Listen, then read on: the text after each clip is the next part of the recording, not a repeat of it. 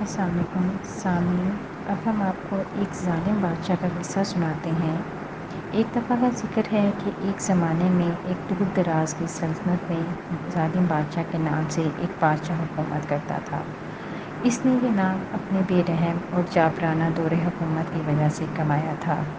ظالم بادشاہ نے صرف اپنی خواہشات کی پرواہ کی اور شاہانہ زندگی گزاری، جبکہ اس کی رعایا کو تکلیف ہوئی۔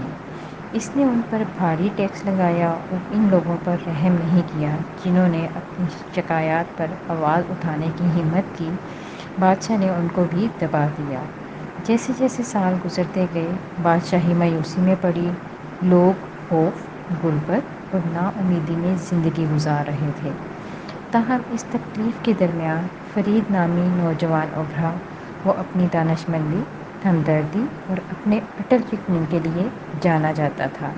اس نے اپنے دل میں ایک مصمم ارادہ کر لیا کہ وہ سبھی لوگوں کو ظالم بادشاہ سے نجات دلائے گا اور اس ظالم بادشاہ کو بدلے گا۔ اس کا خیال تھا کہ بادشاہ کو اس کے اعمال کا نتیجہ دکھا کر وہ اس کے اندر کی غیر فعال نیکی کو جگا سکتا ہے۔ فرید دل میں ہمت لے کر محل کے دروازے کے قریب پہنچا۔ محل میں پہنچ کر فرید کو فوراً محافظوں نے پکڑ لیا اور بادشاہ کے سامنے لایا۔ ظالم بادشاہ نے اس بہادر نوجوان کو دیکھ کر اسے بولنے کی اجازت دی۔ فرید نے لوگوں کو درپیش مصائب اور مشکلات کی داستانیں سنانی شروع کر دیں۔ اس نے بتایا کہ کس طرح ایک زمانے کی خوشحال سلطنت بادشاہ کے دور میں تباہی کا شکار ہو گئی۔ اس نے مایوسی کی ایک واضح تصویر پینٹ کی جس نے زمین کو اپنی لپیٹ میں لے رکھا تھا۔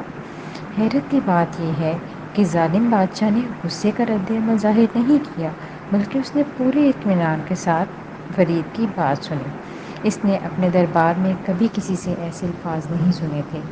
فرید کے خلوص نے اس کے اندر ایک ایسا راگ چھو لیا جو طویل عرصے سے غیر فعال تھا۔ دن ہفتوں میں بدل گئے۔ جب فرید محل میں آتا رہا، لوگوں کے مصائب اور مشکلات بادشاہ کے ساتھ شیئر کرتا رہا۔ آہستہ آہستہ یقینی طور پہ صورتحال تبدیل ہو گئی۔ بادشاہ نے خود کو بدلنا شروع کر دیا اور اس نے لوگوں کی تکلیف کا مداوا کرنا شروع کر دیا۔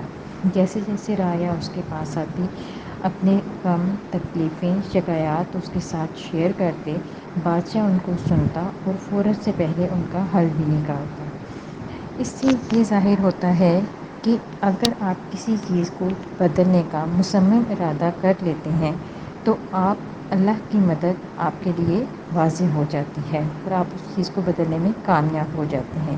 اسی طرح سے فرید نے بھی ایک ارادہ کیا کہ وہ ظالم بادشاہ کو اس کی برائی کے بارے میں بتائے گا اور اس کو کہے گا کہ وہ اپنے آپ کو چینج کرے۔ اور بادشاہ بھی خود چاہتا تھا اپنے آپ کو چینج کرنا، اس لیے اس نے جو ہے وہ اپنے آپ کو برائی سے نکال کے نیکی کے راستے کی طرف لے آیا، اور وہی معاشرہ جو کہ اس سے پہلے ظلم اور بربریت کا نشانہ بنا ہوا تھا، وہی رعایا جو ہے وہ خوشحال رعایا کے طور پہ جانی جانے لگی اور سب لوگ بادشاہ کے ساتھ ہنسی خوشی زندگی گزارنے لگے۔